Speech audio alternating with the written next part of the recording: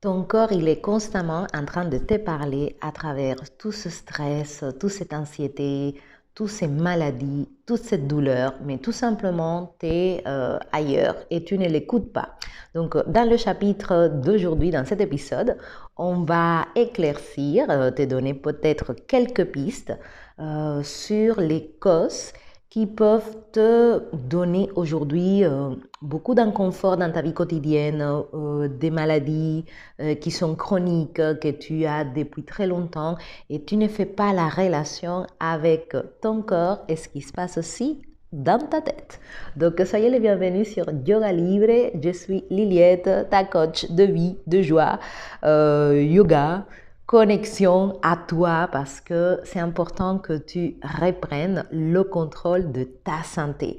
Et la santé, tout le monde, c'est pas quelque chose qui se passe seulement ou dans notre tête ou dans notre corps ou dans notre cœur.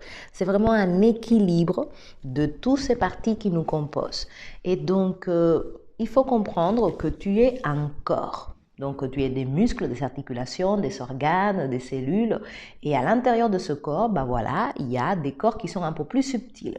Donc, quand tu fais par exemple une pratique de yoga, c'est ça que moi je fais, moi j'utilise le corps pour venir quelque part établir une connexion un peu plus subtile et profonde avec des corps qui sont un peu plus subtils, qui sont moins visibles et atteignables, mais qui sont tout à fait très importants.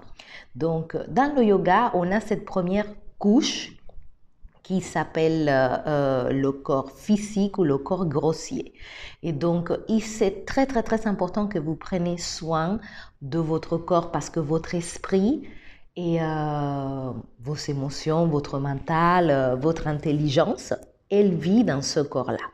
Et donc, il y a beaucoup de personnes qui, depuis très longtemps, ils sont des problématiques, ils sont des symptômes au niveau de leur corps physique et ils ne font pas forcément la relation avec des choses un peu plus subtiles. Donc, moi, je suis de celles qui pensent que pas mal de maladies qu'on a aujourd'hui viennent de ce manque de connexion avec des choses un peu plus subtiles.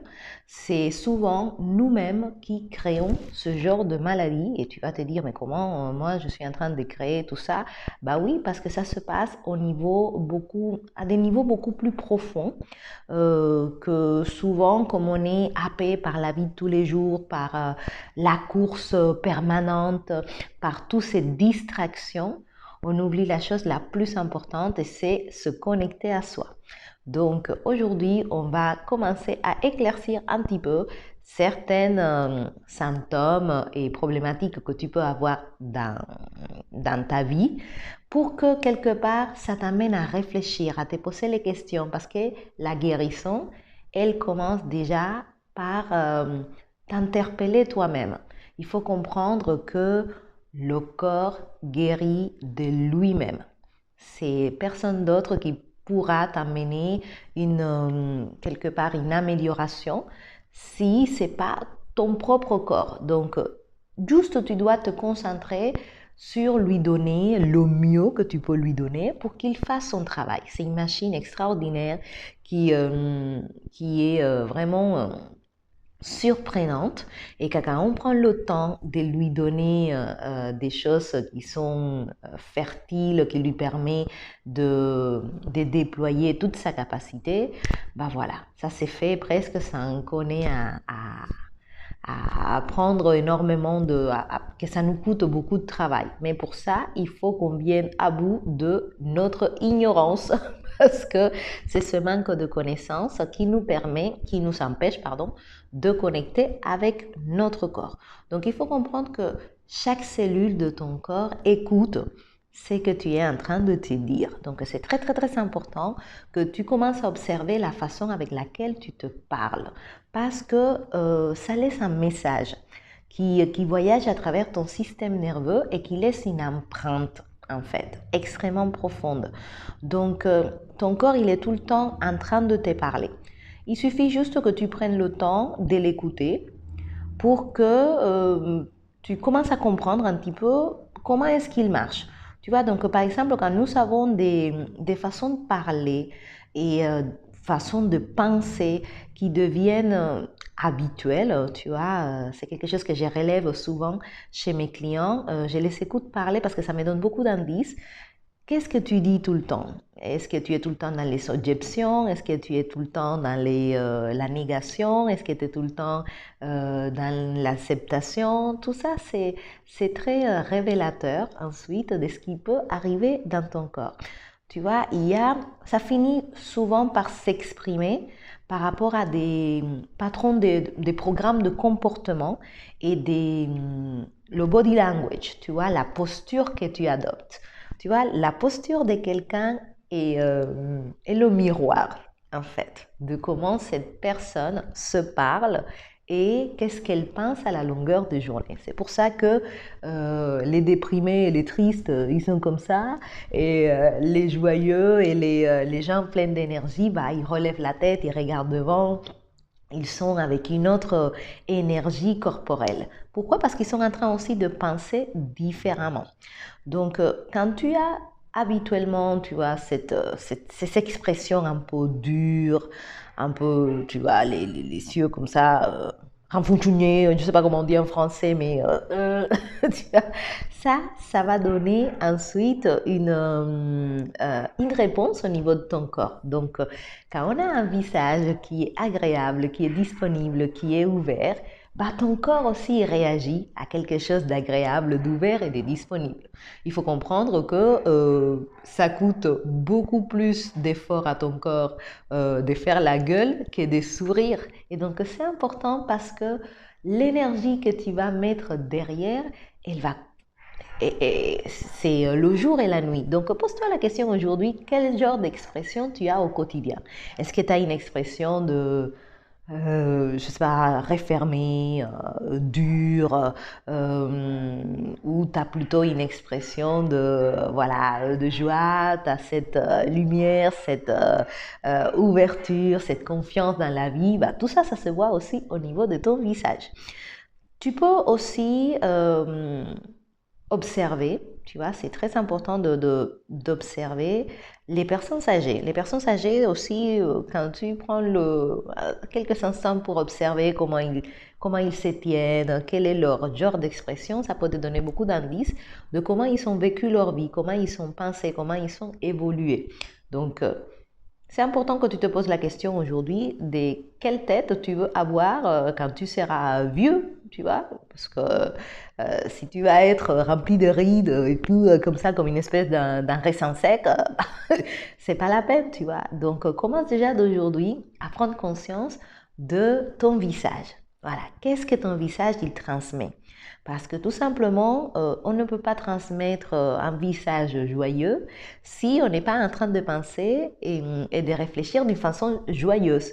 Donc quand tu as le visage un peu comme ça, tristouné, refermé, pardon, voilà, viens voir un petit peu derrière qu'est-ce qui est en train de se passer. Tu vas voir, ça va te donner beaucoup de réponses. Donc, il y a des façons, on va dire, d'analyse mentale qui peuvent t'aider à quelque part venir à bout de certaines affections, on va dire, certains problèmes au niveau de ton corps. Bien évidemment, c'est pas la vérité infuse, c'est juste dans le but de t'amener à réfléchir, à prêter attention. Donc, on va commencer avec la tête. Quand tu as des problèmes avec la tête, il faut comprendre que la tête, c'est quelque chose qui nous représente. C'est ce qu'on montre au monde, en fait. C'est la partie de notre corps à partir de laquelle les gens t'identifient, en fait. C'est par rapport à ta tête. C'est ça qui fait que les gens ils peuvent savoir qui est qui. Donc, quand il y a quelque chose qui ne va pas au niveau de notre tête, souvent ça peut être relié à quelque chose qui va mal à l'intérieur de nous au niveau de notre identité profonde. Donc, toutes ces personnes, par exemple, qui ont de maux de tête chroniques, des migraines, des choses comme ça, à part de prendre du magnésium, parce que c'est excellent pour arrêter les migraines, ça serait bien que vous fassiez un petit peu cette introspection et venir vous interroger pour comprendre un peu qu'est-ce que je sens qui ne va pas avec moi. Voilà. Qu'est-ce que je suis en train d'éviter de voir en moi? Quand on a cette douleur de crâne permanent, moi, c'est quelque chose que j'ai commencé à faire. J'ai pas de maux de tête très souvent, mais quand ça m'arrive, je me pose la question, Liliette, qu'est-ce que tu veux pas voir de toi? Et juste cette question-là commence à me donner des indices parce qu'à la fin, tout le monde sait, hein. Voilà, il ne faut pas se tromper, tu sais profondément qu'est-ce qui va pas, qu'est-ce qui va, et même comment l'arranger. Mais on est toujours dans cette résistance. Mais quand tu te poses cette question, pourquoi j'ai mal à la tête? Qu'est-ce que je suis en train de penser qui viennent me retordre comme ça les neurones au niveau de ma tête?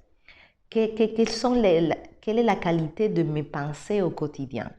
Et là, ça t'amène vraiment à commencer à prêter attention. Et par ce travail de prise de conscience, tu peux commencer à transformer quelque part cette douleur, tu vois, à laquelle tu t'es adapté. Tu penses que c'est normal, que c'est génétique, que c'est je sais pas quoi, alors que pas du tout, tu vois. La douleur, elle est là pour te faire comprendre quelque chose. Il suffit que tu prennes un petit peu le temps, un petit peu de recul pour l'interroger, en fait. Et c'est super intéressant. Je vous conseille de le faire la prochaine fois que vous avez un mal de crâne. Voilà. Qu'est-ce que je veux? Quelle est la pensée qui vient me déclencher cette douleur? Et je pense que tu vas trouver très rapidement. Ensuite, nous avons les cheveux. Voilà. Quand tu deviens chauve ou que tu as des chutes des cheveux, le cheveu représente la force. Quand on est tendu et qu'on a peur, c'est, on va dire, très probable qu'on va se fabriquer comme une espèce de, de, de, de, de, de des zones comme ça, très rigides, au niveau de, tu vois, des épaules, parce qu'on a le système nerveux central autonome ici, dans le siège de la première vertèbre. Donc, comment on pense, si on est tendu, on est crispé, qu'est-ce qui se passe? Ça va un peu ici, au niveau de nos épaules, de nos trapèzes. Donc, quand on a mal dans ces zones-là, souvent, la pensée, elle est plutôt très tendue. Tu vois, parce que les muscles réagissent en fait à ce qui se passe au niveau de ton coco. Mais aussi, tu vois, ça peut te créer des douleurs au niveau des cieux. Ça peut quelque part venir avoir comment dire, ça peut empêcher ton follicule au niveau des cuirs chevelus, tu vois, quand le cheveu il sort. Ce follicule-là, pour que tes cheveux ils puissent pousser librement, il faut qu'il y ait quand même une certaine détente. Tu vois? Parce que quand tu es comme ça, tout tendu, ce qui se passe, c'est qu'il y a trop de tension au niveau du cuir chevelu et cette pression-là empêche ton cheveu de respirer. Donc la circulation ne peut pas arriver et quelque part, quand il n'y a pas d'oxygénation, quand il n'y a pas de circulation, tout simplement, le follicule meurt et il n'est pas remplacé ensuite. Et donc, du coup, cette tension constante qui ne te laisse pas respirer au niveau de ton cuir chevelu empêche que le nouveau cheveu il puisse ressortir. Et donc, tu peux quelque part te créer une calvitie, en fait, ou tu vois, quand tu as des centrés, un peu quand tu te coiffes, un peu comme moi, comme ça, en arrière, parce que voilà, même si maintenant c'est un peu plus souple, etc., mais quand j'étais petite, quand j'avais fait la danse, j'étirais vraiment mes cheveux comme ça, super fort en arrière, et j'ai finissé ma journée avec un mal de crâne à chaque fois, ça m'étirait au niveau des tempes, et j'ai commencé à perdre mes cheveux en fait. Donc, pose-toi la question à nouveau, pourquoi est-ce que je suis tendue? Qu'est-ce qui m'empêche de quelque part me détendre au niveau de mon cuir chevelu, tu vois, parce que la tension, c'est pas forcément une notion de force. La tension, c'est plutôt, ça peut être plus rattaché un peu plus à la faiblesse, en fait. Être tendu, c'est pas être fort, hein. Au contraire, c'est être faible parce que quand tu es trop tendu, qu'est-ce qui se passe? Au bout d'un moment, tu te casses en deux.